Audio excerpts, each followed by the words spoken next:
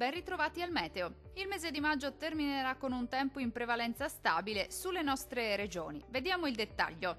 Sul Veneto sarà buono al mattino con ampio soleggiamento. Dal pomeriggio aumenteranno le nubi anche con qualche temporale associato, specie sui rilievi. In genere asciutto ovunque, altrove. Temperature minime comprese tra 16 e 20 gradi. Valori massimi oscillanti invece tra 25 e 28 gradi circa. Non cambia di molto la previsione sul Friuli Venezia Giulia. Per tutto l'arco della giornata sarà bel tempo, con ampio soleggiamento un po' su tutti i settori della nostra regione. In serata lieve peggioramento con qualche piovasco possibile un po' ovunque.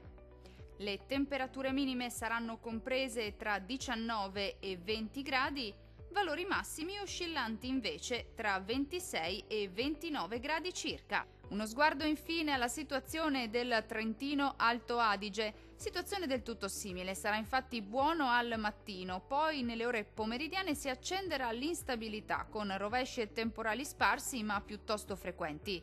Migliorerà ovunque entro la serata. Temperature minime tra 15 e 16 gradi, valori massimi compresi invece tra 27 e 29 gradi. Dal meteo di Antenna 3 per ora è tutto. Arrivederci al prossimo aggiornamento.